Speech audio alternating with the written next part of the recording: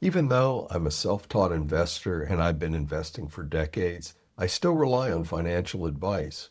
I value the role of qualified professionals.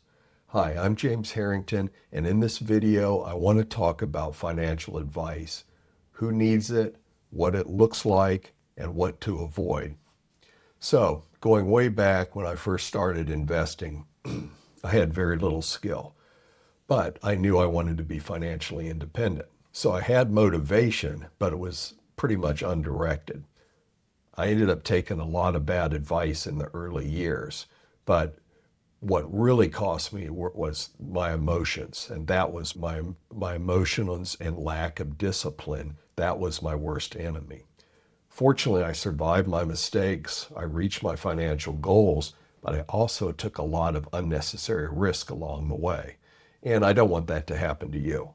So the question is, who needs financial advice? In my opinion, it's everybody. And why is that? Well, first, I think having a financial plan and sticking with it is one of the strongest predictors of long-term financial success.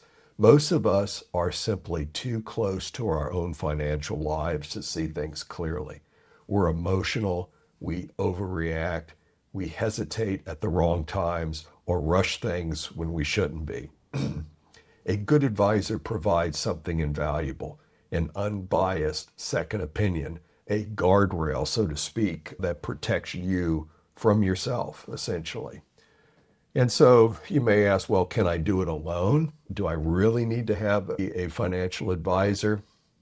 Well, yes, you can do it. You can do it alone, but what you're doing is you're really increasing your risk because on the one hand, while learning the skills of investing are not that difficult, as I said early on, the real challenge is our emotions. Are we emotionally disciplined enough? Do we have the emotional disposition to invest successfully? And I would argue that most people, unfortunately, do not. We certainly see it in the statistics.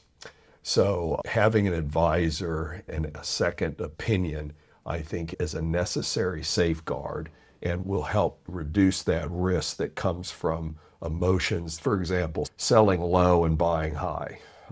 We want to do it the other way around.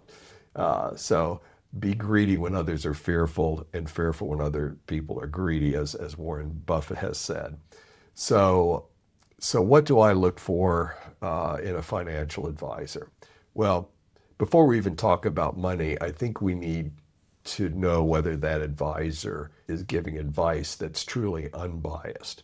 And so that's the single most important thing that I look for is fiduciary responsibility. And a fiduciary is legally required to act in your best interest, not in theirs. So in practical terms, what does that look like? You'll see a fee-based only compensation structure and no financial incentives to sell you their products. So in my experience, a certified financial planner or a CFP is the gold standard for this type of advice. My wife and I have worked with CFPs for many years. We pay a flat fee, which involves planning and guidance. And for me, I think it's worth it.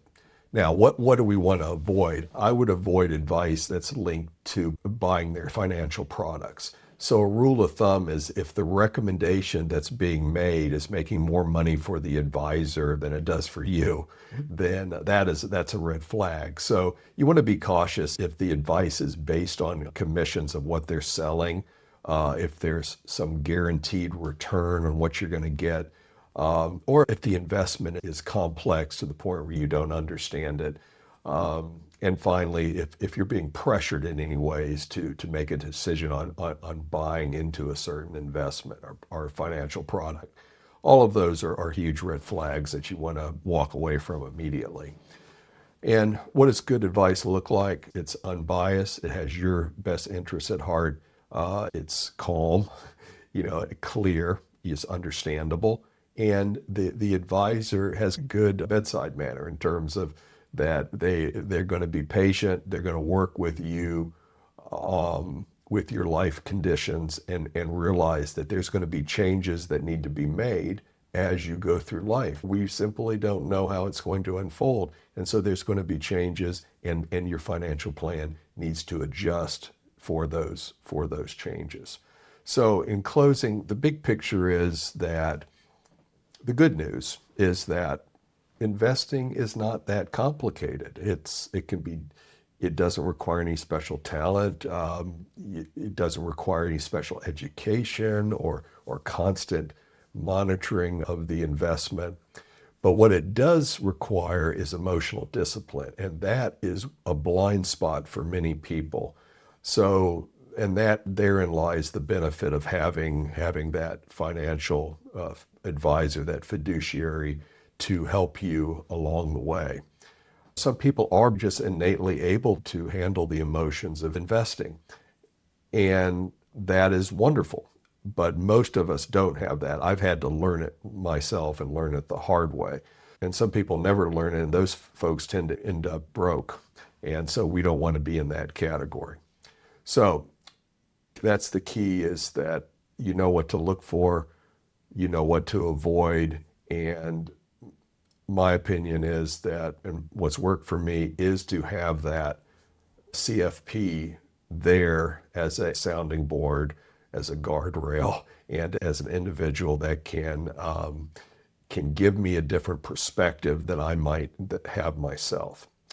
Thanks for watching. And just a word about my own background. I do enjoy investing and talking about personal finance, but I'm not a professional financial advisor, so none of what I'm saying it should be considered financial advice. My goal is simply to share my opinions of what's worked for me, and to share my ideas on different things I've read and seen. That to me is something I enjoy doing. And if you like this topic, I invite you to subscribe, and certainly would appreciate you giving this video a like. I look forward to seeing you on future videos. Thanks for watching.